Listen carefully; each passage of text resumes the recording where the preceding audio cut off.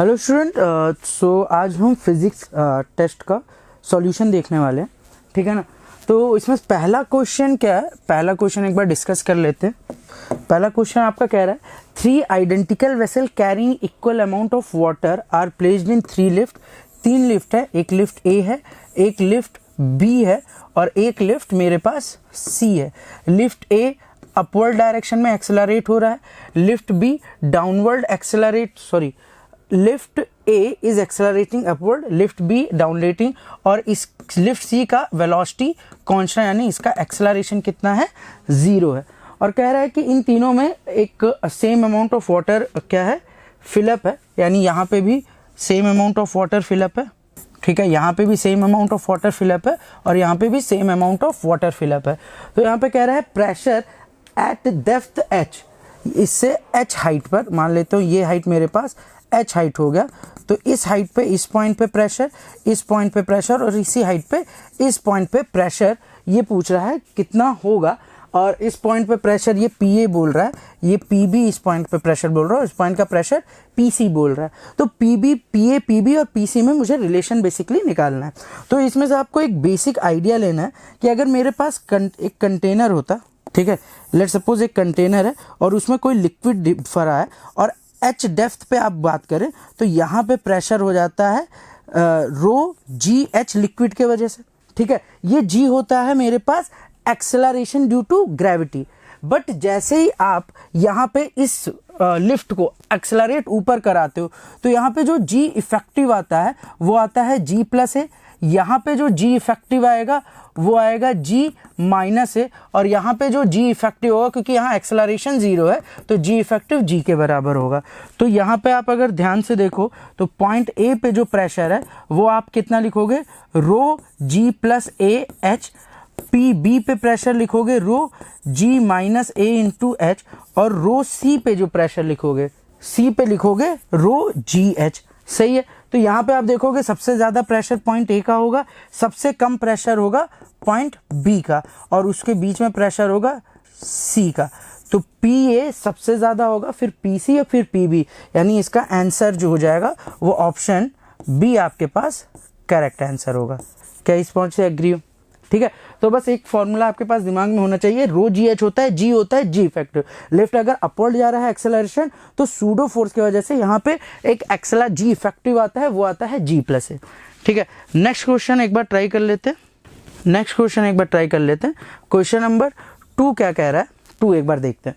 Question number 2 कह रहा है particle starting from rest is moving with uniform acceleration in straight line, the percentage increase of displacement of particle 9 second compared to that in the immediate previous second। 9 second में कितना distance travel किया है, किसके comparison में percentage निकालना है, उसके initial यानी S8 का मतलब क्या हुआ कि t=7 से t=8 सेकंड में जो डिस्टेंस ट्रैवल करेगा वो 8 है, और t=8 से t=9 तक जो डिस्टेंस ट्रैवल करेगा 9 सेकंड में, ये S9 हो जाएगा, ठीक है। तो ये डिस्टेंस S9 है और ये डिस्टेंस S8 है। क्या यहाँ तक सही लग रहा है? अब मुझे जो परसेंटेज चेंज निकालना है वो किसके करस्पॉन्डिंग निकालना है, मुझे निकालना है percentage increase of displacement of the particle in 9 second. 9 second में कितना परसेंटेज इंक्रीज हो जाएगा, तो परसेंटेज इंक्रीज जो डिस्प्लेसमेंट में होगा वो होगा जितना डिस्प्लेस मतलब एस जो चेंज आया S2 माइनस S1 में डिवाइडेड बाई कितना हो जाएगा S compare to that immediate period. किसके कंपैरिजन में, S8 के कंपैरिजन में, तो S8 इंटू 100 लिखेगा। डेल्टा S क्या हो जाएगा, S9 minus S8 divided by S8 into 100। अब कहानी ये है कि मैं S8 और S9 की वैल्यू क्या लिखूं, तो आपको एसेंथ का फॉर्मूला याद होगा, ये होता है U plus half 2n minus 1 into a. तो S8 कितना, इनिशियल वेलोसिटी तो 0 ही है, ये कितना हो जाएगा हाफ इंटू 2n माइनस 8 कितना हो जाएगा 17a, और S9 कितना हो जाएगा हाफ 2n माइनस 1 कितना हो जाएगा 9 की जगह, अच्छा 8 लिखा है ना, 16 माइनस ये 15 होगा, ये 15 होगा, और S9 होगा 2n माइनस 1 यानी 2 इंटू 9 माइनस 1 यानी ये 17a हो जाएगा। तो डेल्टा S9 कितना होगा 17a/2 माइनस ये कितना हो जाएगा 15a/2 डिवाइड बाई S8 कितना है, S8 है 15/2a इंटू 100 है ना। इसको अगर आप सॉल्व करोगे बेसिकली तो इसको सॉल्व करने पे वैल्यू कितना आ जाएगा 17 माइनस 15 2 डिवाइडेड बाई ये हो जाएगा 15 इंटू 100 यानी ये कितना आ जाएगा 200 डिवाइडेड बाई 15 और इसकी वैल्यू आप अगर देखोगे तो ये 100 डिवाइडेड 5 आ जाएगा, ये आएगा लगभग 13.3% के आसपास। यानी इसका जो आंसर होगा वो आंसर आपके पास आ जाएगा ऑप्शन नंबर सी। ठीक है, क्वेश्चन नंबर एक बार थर्ड ट्राई करते हैं। क्वेश्चन नंबर थर्ड क्या कह रहा है, क्वेश्चन नंबर थर्ड कह रहा है an inflated balloon with a heavy rock tied to submerged in water as the balloon sink deeper and deeper। तो ये कह रहा है मेरे पास एक ये बीकर है, ठीक है ना, जिसमें मेरे पास पानी रखा हुआ है और इस पानी में मैंने क्या किया है एक बैलून को रखा और इस बैलून को एक स्टोन से क्या किया है बंद रखा हुआ है। अब ऑफकोर्स सी बात है अगर आप किसी ऑब्जेक्ट को किसी लिक्विड के अंदर ले जाते हो तो लिक्विड इस ऑब्जेक्ट पे क्या लगाता है बाउंस फोर्स लगाता है, ठीक है ना, जिसको आप FB से रिप्रेजेंट करो। इस FB की वैल्यू होती है लिक्विड की डेंसिटी इंटू V इनसाइड, है ना। और आप अगर देखना अगर ये मेरे पास अंदर जा रहा है तो बैलून की वॉल्यूम तो कांस्टेंट है, तो V इनसाइड भी कांस्टेंट है, G भी कांस्टेंट, लिक्विड की डेंसिटी रो भी कांस्टेंट होगी, तो ये मेरे पास क्या आएगा कांस्टेंट आएगा, चाहे आप इसको कितना ही डीप ले जाते हो, तो रिमेन नियरली अनचेंज्ड होगा। तो इसका आंसर कितना आ जाएगा, इसका आंसर आ जाएगा ऑप्शन बी। क्वेश्चन नंबर इसी तरह 4 एक बार ट्राई कर लेते हैं। क्वेश्चन नंबर 4 क्या कह रहा है उसको एक बार समझते हैं। A positive insulator is bought contact with अनचार्ज conductor. ये एक कंडक्टर है अनचार्ज है और यहाँ पे मेरे पास एक नॉन कंडक्टर है, नॉन कंडक्टर यानी इंसुलेटर है जो पॉजिटिवली चार्ज है। अब ये कह रहा है अगर मैं इस नॉन कंडक्टर जो मेरा पॉजिटिवली चार्ज है वो कंडक्टर में क्या करता हूँ मूव टच कराता हूँ, तो जैसे ही मैं इस नॉन कंडक्टर को इस कंडक्टर से टच कराता हूँ यहाँ पे जो चार्ज है वो चार्ज कहाँ पे फ्लो करेगा कंडक्टर में ड्यू टू कंडक्शन के वजह से, कंडक्शन के वजह से इस पे अब कौन सा चार्ज आएगा पॉजिटिव चार्ज आ जाएगा। और अब आप क्या बोलोगे कि conductor acquires positive charge due to conduction, तो इसका आंसर क्या आ जाएगा, इसका आंसर बी हो जाएगा। बोलो क्या यहाँ तक बात क्लियर है। फिर क्वेश्चन नंबर 5 एक बार देख लेते हैं। क्वेश्चन नंबर 5 कह रहा है if two body of different masses initially at rest, यानी एक का मास मेरे पास मान ले m1 है और एक बॉडी है जिसका मास है m2, कह रहा है are acted by the same force for same time. ये फोर्स F यहाँ पे भी लग रहा है, इस पे भी फोर्स F लग रहा है, ये फॉर डेल्टा टी टाइम के लिए लगा इसमें और इसमें भी सेम टाइम यानी डेल्टा टी टाइम के लिए लगा। कह रहा है then both bodies acquire same, दोनों बॉडीज की सेम क्या होगी। तो यहाँ पे आपको याद होगा न्यूटन के सेकंड लॉ से कि F इक्वल टू होता है rate of change of momentum delta P by delta T, और P इनिशियल इस बॉडी का भी रेस्ट पे है तो 0 है, इस बॉडी का भी P इनिशियल 0 है, तो बाद में जो ये डेल्टा P है ये F डेल्टा T होगा और F डेल्टा T सेम होगा, सेम फॉर बोथ बॉडी, क्योंकि दोनों में फोर्स भी सेम लग रहा है और सेम टाइम इंटरवल लग रहा है, तो चेंज इन मोमेंटम भी क्या होगा सेम होगा। यानी अगर इसका फाइनल मोमेंट इनिशियल मोमेंटम 0 है और बाद में मोमेंटम कितना हो जाएगा इसका F डेल्टा टी, तो M2 वाले ऑब्जेक्ट का भी F डेल्टा टी होगा, तो मेरे पास क्या सेम रह जाएगा, सेम मोमेंटम होगा, सेम मोमेंटम होगा, यानी आंसर मेरे पास यहाँ पे आ जाएगा सी ऑप्शन मेरे पास करेक्ट हो जाएगा। क्वेश्चन नंबर 5 के बाद एक बार ट्राई करते हैं क्वेश्चन नंबर 6। तो क्वेश्चन नंबर 6 देखते हैं। It is more difficult to walk on sandy road than on a concrete road, the most appropriate reason for this. देखना आप एक अप्रोप्रिएट रीजन ये कह सकते हो, फ्रिक्शन का कोई लेना देना नहीं है। आप सैंड क्या होता है, सैंड बहुत सॉफ्ट मटेरियल होता है, आप जैसे ही इसमें रखते हो आपका पेनिट्रेशन बहुत ज़्यादा हो जाता है ना, जबकि रोड में पेनिट्रेशन नहीं हो पाता। अब पेनिट्रेशन हो गया तो आपको ज़्यादा डिफिकल्ट होगा चलने में, तो इसका आंसर तो आप डायरेक्ट क्या बोल सकते हो, ऑप्शन नंबर डी बोल सकते हो, सैंड इज ज़्यादा सॉफ्ट है देन कॉन्क्रीट। ठीक है, इस तरह के क्वेश्चन नंबर 7 एक बार डिस्कस कर लेते हैं। क्वेश्चन नंबर 7 क्या कह रहा है, the magnetic force on a moving charge particle can change.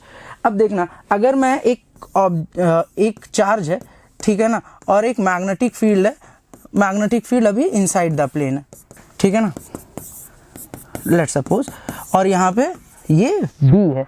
तो यहाँ पर आप क्या कहते हो, इस पे ये अगर मेरे पास क्यू चार्ज इस डायरेक्शन में चल रहा है तो इसमें लगने वाला एक चार्ज अगर मैग्नेटिक फील्ड के अंदर मूव कर रहा है तो आप कहते हो इस चार्ज पे एक मैग्नेटिक फोर्स लगता है, और वो magnetic force Fleming right hand left hand rule से आप अगर आप देखोगे तो क्यू एफ बी आई होता है। फोर्स बी कहाँ है, अंदर है, वी यहाँ पर है, तो फोर्स कहाँ लग रहा है, अपवर्ड। यही तो लिखते हो फ्लेमिंग लेफ्ट हैंड रूल में, क्या लिखते हो, एफ थंब फोर्स लिखा होता है, बी ये वाला फिंगर आपका मैग्नेटिक फील्ड के डायरेक्शन में होता है, ये वी के डायरेक्शन में होता है, एफ बी आई या आई के। तो यहाँ पे वेलोसिटी ये हो गया, बी ये हो गया, तो फोर्स इस पे क्या रिप्रेजेंट कर रहा है, अपवर्ड डायरेक्शन में। यानी यहाँ पे देखना फोर्स ऑलवेज परपेंडिकुलर किसके है, वेलोसिटी के। इसमें यही तो लिखते हो कि जो मैग्नेटिक फोर्स लग रहा है, magnetic force on charge due to magnetic field, ये ऑलवेज परपेंडिकुलर होगा इसके वेलोसिटी के। अब अगर वेलोसिटी के परपेंडिकुलर है तो मैग्नीट्यूड नहीं चेंज होता है, ठीक है ना। वेलोसिटी यानी जो मैग्नीट्यूड है वेलोसिटी का वो क्या रहता है, कांस्टेंट रहता है, यानी स्पीड क्या रहेगा, कांस्टेंट रहेगा, बट वेलोसिटी की डायरेक्शन चेंज होती है। और आपको याद होगा कि यहाँ पे ये जो चार्ज है ये अब एक सर्कुलर पाथ में क्या करने लगता है, मूव करने लगता है विद कांस्टेंट स्पीड। तो मेरे पास speed particle can change the moving charge, particle can change the particle speed only, speed तो चेंज ही नहीं करता, ये भी नहीं, केवल डायरेक्शन चेंज करता है। तो आंसर क्या हो जाएगा, आंसर हो जाएगा इसका ऑप्शन सी। क्वेश्चन नंबर 9 एक बार देखते हैं क्या सिनेरियो है। क्वेश्चन नंबर 9 क्या कह रहा है कि आपके पास एक लाइट ऐसे जा रहा है, ये मेरे पास इस तरह से पहला लाइट रे रिफ्लेक्ट हुआ इस तरह से और फिर इस तरह से रिफ्लेक्ट हो गया, और ये जो एंगल डी है ये एंगल डी मुझे निकालना है, और मुझे ये वैल्यू दे रखा है कि ये वैल्यू कितना है, 70 डिग्री है, ठीक है। अब अगर आप यहाँ देखना ये एंगल डी है तो ये एंगल थीटा होगा, तो ये एंगल भी थीटा लेता हूँ तो ये एंगल भी कितना होगा, थीटा होगा, एग्री हो। अब एंगल ये अगर थीटा है तो ये भी एंगल कितना होगा, थीटा होगा, और ये 70 है, ये एंगल थीटा है तो ये कितना होगा, 180 माइनस थीटा होगा। और यहाँ से मैं देखूँ तो ये टोटल एंगल कितना हो जाएगा, ये एंगल हो जाएगा मेरे पास 90 माइनस, यानी ये 90 प्लस थीटा होगा और ये भी 90 प्लस थीटा हो जाएगा, है ना। और ये एंगल कितना हो जाएगा, ये एंगल हो जाएगा मेरे पास 180 माइनस 2 थीटा। क्या ये चीज़ समझ में आ रहा है, ये एंगल थीटा अगर मान लेता हूँ तो ये भी थीटा हो जाएगा, ये थीटा है तो ये एंगल भी थीटा नज़र आ रहा है। अब दूसरा ये थीटा है तो ये भी थीटा होगा, ये थीटा है तो ये कितना हो जाएगा, सॉरी ये 180 माइनस थीटा नहीं होगा, सॉरी इसको एक बार मैं चेंज कर देता हूँ। हाँ ये मेरे पास आ जाएगा, ये 180 माइनस 2 थीटा हो जाएगा, ये एंगल थीटा है, ये 70 है, तो ये एंगल मैं अल्फ़ा मान लेता हूँ, और अल्फ़ा की वैल्यू कितनी हो जाएगी, ये एक ट्रायंगल है उसमें टोटल 180 होना चाहिए, तो ये हो जाएगा 180 माइनस 70 प्लस थीटा, ये कितना हो जाएगा 110 माइनस थीटा, ये 110 माइनस थीटा होगा। तो ये एंगल आपका कितना, ये पूरा एंगल कितना होगा, देख ये एंगल आपके पास हो जाएगा, ये वाला जो एंगल है, ठीक है ना, ये एंगल आप मान लेता हूँ x मान लेता हूँ, तो आप कितना लिखोगे, alpha plus x equal to 90, तो x की वैल्यू कितनी हो जाएगी 90 माइनस अल्फ़ा, और अल्फ़ा की वैल्यू है 110 माइनस थीटा, तो ये कितना हो जाएगा थीटा माइनस 30 डिग्री x की वैल्यू, और ये x है तो ये भी x ही होने वाला है।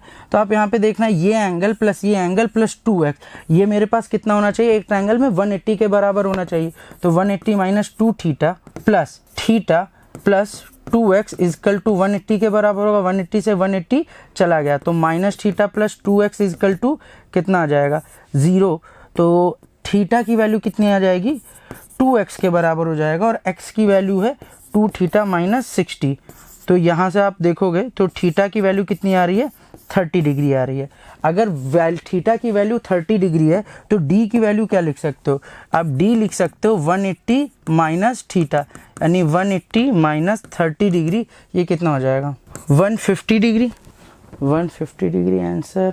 एक मिनट, ये मैंने गलत किया है, ये मेरे पास 20 आएगा, 90 माइनस 110 ये मेरे पास आ जाएगा 20, और फिर यहाँ पे x की वैल्यू अगर मैं पुट करूँगा तो ये होगा 2x की value theta minus 40, 2 theta minus 40, तो थीटा की वैल्यू कितनी आएगी 40 आएगी, और थीटा की वैल्यू यहाँ 40 आएगी, d की वैल्यू 1 माइनस थीटा होगा, तो ये वैल्यू कितना आएगा ये वैल्यू आएगा 1-40, तो ये वैल्यू कितना आ जाएगा, ये वैल्यू आपके पास आ जाएगा 140 डिग्री, यानी आंसर जो होगा वो होगा ऑप्शन डी के बराबर। यहाँ तक कहानी सही है।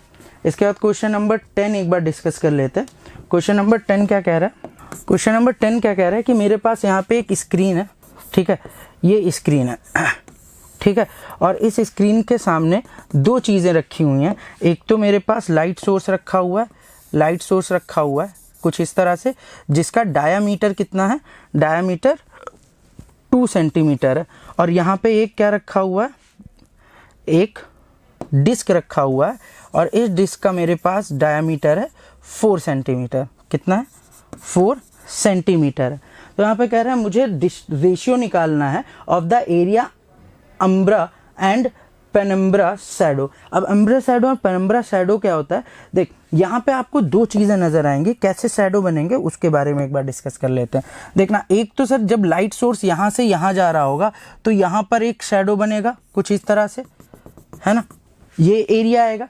और एक यहाँ से जब लाइट जाएगा, एक लाइट अगर आप मान के चल लो कहाँ से जा रहा है, यहाँ से जा रहा है, तो आपके पास एक शैडो बनेगा, ठीक है ना, एक शैडो ये वाला बनेगा, ये इस लाइट रे के वजह से, ठीक है ना। तो ये दोनों के वजह से जो आपका ये वाला शैडो बन रहा है, ये आपके पास है अम्ब्रा शैडो। और ये जो बड़ा शैडो बनेगा ड्यू टू दिस वाले लाइट, इंसिडेंट लाइट की वजह से, वो जो शैडो बनेगा वो आपका क्या बनेगा, वो पेनम्ब्रा बनेगा। तो बड़ा वाला जो शैडो बना और डिवाइड बाई छोटा वाला, इनका रेशियो में से क्वेश्चन में पूछ रहा है। अब ये क्वेश्चन सॉल्व कैसे करूंगा, बस उसको एक बार डिस्कस कर लेता हूँ कि मेरे पास ये क्या है, ये मेरे पास स्क्रीन है, और ये मेरे पास प्लेट है, और ये मेरे पास सोर्स है। अब यहाँ पे देखना, अगर ये प्लेट है, ये सोर्स है, तो ये वाला जो शैडो बनेगा उसके लिए ये मेरे पास हो जाएगा रेडियस R1 ले लेता हूँ। भाई एक सर्कुलर भी बनेगा तो ये रेडियस R1 ले लेता हूँ। अब देखना ये रेडियस निकालेगा कैसे, R1, यहाँ पे देखना ये वाला लेंथ तो आपका 1 है, ये वाला भी 1 है, और ये 2 सेंटीमीटर क्या होगा, रेडियस होगा, तो ये भी 1 सेंटीमीटर आएगा। और यहाँ से यहाँ के डिस्टेंस 20 है, यहाँ से यहाँ के डिस्टेंस 80 दिया हुआ है, ठीक है। तो ये जो रेडियस R1 है वो कैसे निकालोगे, देखो एक ये ट्रायंगल दिख रहा है आपको, और एक ये बड़ा वाला ट्रायंगल दिख रहा है, क्या ये दोनों सिमिलर ट्रायंगल की तरह, तो आप क्या लिखोगे, दिस डिवाइड बाई दिस, यानी 1/20 शुड बी इक्वल टू ये वाला हाइट। ये वाला हाइट कितना होगा, ये हाइट होगा R1 माइनस 1 डिवाइड बाई ये वाला लेंथ, वो हो जाएगा 100। ये कितना हो जाएगा, R1 माइनस 1 इक्वल टू ये हो जाएगा 5। तो R1 की वैल्यू 6 सेंटीमीटर आ जाएगी, इसमें कोई दिक्कत नहीं है। अब बात यह है कि ये जो छोटा वाला जो मेरे पास शैडो बनेगा, ये हो जाएगा इसका एरिया πr²। अब एक मेरे पास इसके वजह से जो बड़ा शैडो बनेगा वो एक बार देख लेता हूँ। बड़ा शैडो कैसे बन रहा है, बस वो एक बार ध्यान से देख लेना। ये मेरे पास सोर्स था, ये मेरे पास ऑब्जेक्ट था, और यहाँ से आप जब लाइट लेके जाओगे तो ये लाइट जो ये एरिया बनाएगा, ये बड़ा वाला रेडियस कितना हो जाएगा, R2, और इसकी वैल्यू निकाल लो तो काम बन जाएगी। अब ये R2 कैसे निकालोगे उसको एक बार देख लेना। देखना ये पूरा का पूरा डिस्टेंस कितना था, 20, ये था 80, ठीक है। ये लेंथ अगर मैं देखूँ तो ये वाला जो रेडियस है वो 1 आ रहा होगा। अच्छा ये डिस्टेंस आप मान लो x, तो ये डिस्टेंस कितना हो जाएगा, 20 माइनस x, और ये डिस्टेंस हो जाएगा 80। अब देखना एक ट्रायंगल आपको ये दिख रहा है ना, और एक ट्रायंगल आपको कौन सा दिख रहा है, ये ट्रायंगल दिख रहा होगा। अब इसमें भी ratio this divide by this equal to this divide by this height होगा, है ना। और एक ये भी एक ट्रायंगल दिख रहा है, तो पहले x की वैल्यू एक बार निकाल लेते हैं। x की वैल्यू कैसे निकालूंगा सर, एक बार ये वाला ट्रायंगल देख लेना, ये वाले ट्रायंगल में और ये वाले ट्रायंगल में। इस वाले ट्रायंगल में आप क्या बोलोगे, x divide by 1 is equal to ये वाला लेंथ है 20 माइनस x डिवाइड बाई ये वाला लेंथ आपके पास कितना आ रहा है, ये वाला लेंथ आ रहा है 2, तो डिवाइडेड बाई 2, तो ये कितना हो जाएगा 3x इक्वल टू 20, यानी x की वैल्यू आपके पास 20/3 आ गई। पहला चीज़ ये निकल आया। अब यहाँ पे देखना, एक ट्रायंगल मुझे कौन सा दिख रहा है, एक ट्रायंगल मुझे ये दिख रहा है, और एक ट्रायंगल ये बड़ा वाला मुझे ये भी दिख रहा है, ठीक है ना। यहाँ पे ये काम कर सकता हूँ। अब देखना ये वाले ट्रायंगल में आप क्या बोलोगे, ये वाले ट्रायंगल में ये हाइट 2 है divide by 20 minus x equal to, बड़े वाले ट्रायंगल में रेडियस R2 है डिवाइड बाई ये वाला लेंथ कितना हो जाएगा 20 माइनस एक्स प्लस 80, तो ये हो जाएगा 2 डिवाइड बाई 20 माइनस एक्स की value 20/3 equal to R2 divided by 100 minus x की वैल्यू 20/3। यहाँ से R2 की वैल्यू आप जब सॉल्व करोगे तो ये आ जाएगा आपके पास 2 इंटू 280 डिवाइडेड बाई 40 और ये R2 की वैल्यू आ जाएगी आपके पास 14 सेंटीमीटर, है ना।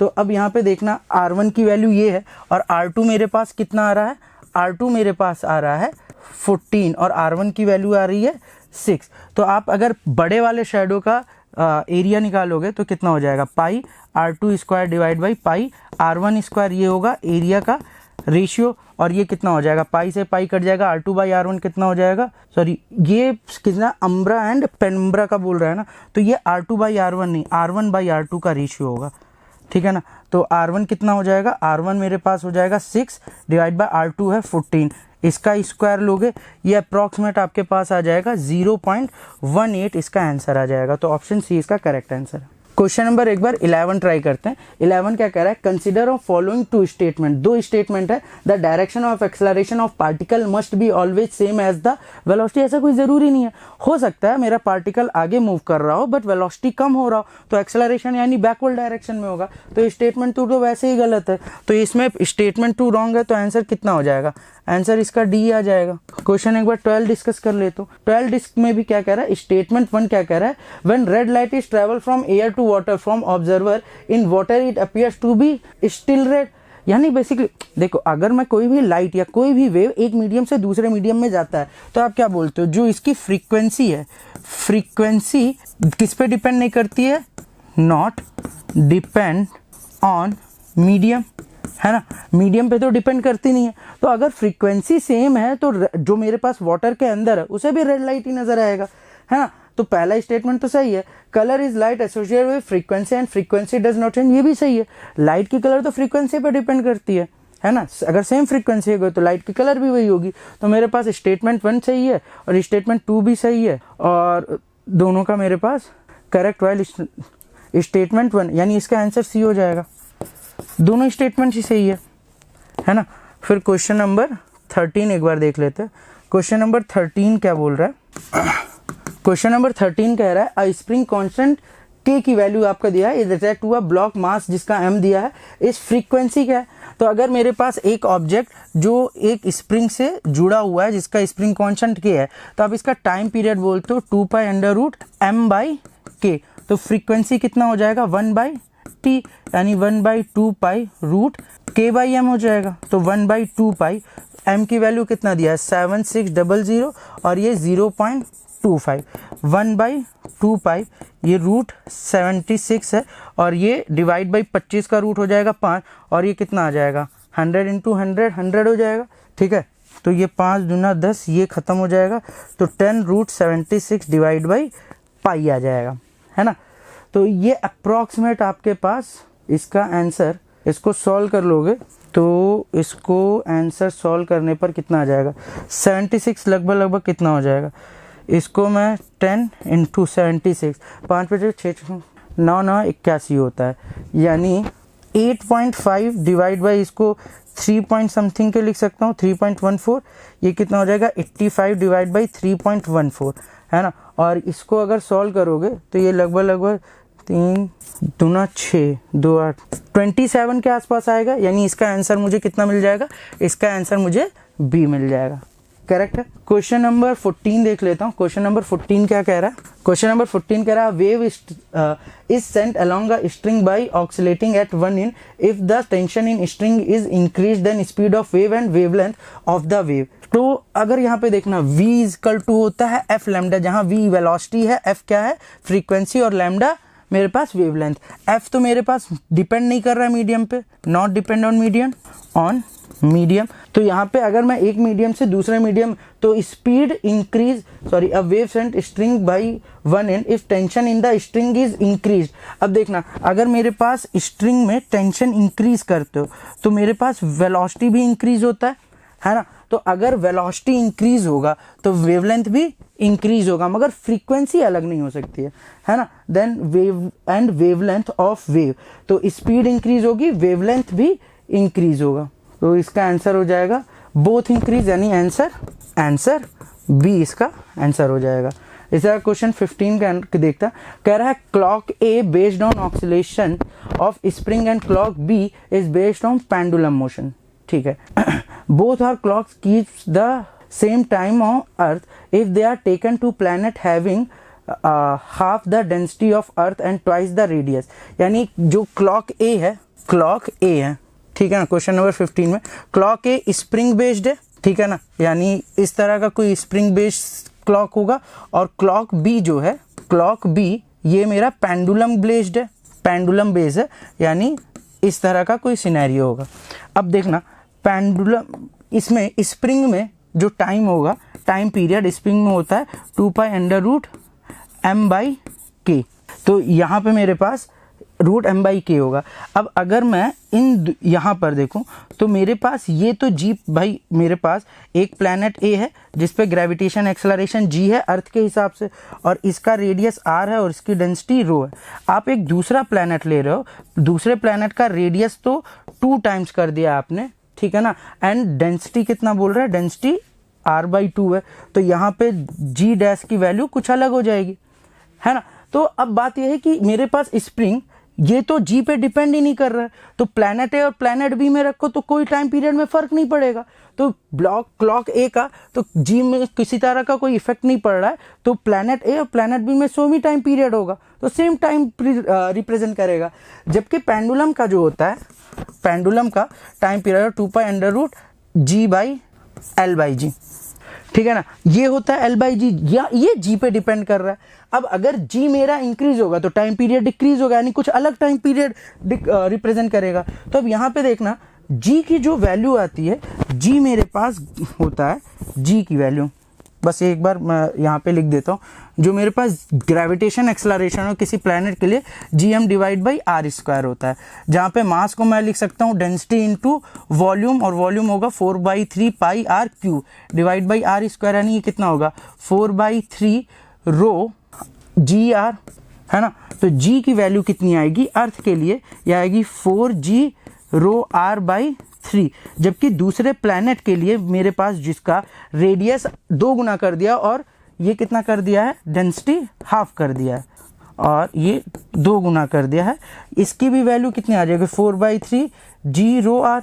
तो दोनों का तो g की वैल्यू सेम है, तो इस प्लैनेट में, इस प्लैनेट के लिए भी g की वैल्यू अगर g है तो g डैश की वैल्यू भी g ही आ रही है ना, और दोनों के लिए g सेम है, तो टाइम इंटरवल या टाइम पीरियड पेंडुलम क्लॉक का भी चेंज नहीं होगा, चाहे अर्थ पे रखो चाहे मेरे पास इस प्लैनेट में लाके रखो, और टाइम पीरियड नहीं चेंज होगा, तो सेम टाइम रिप्रेजेंट करेगा।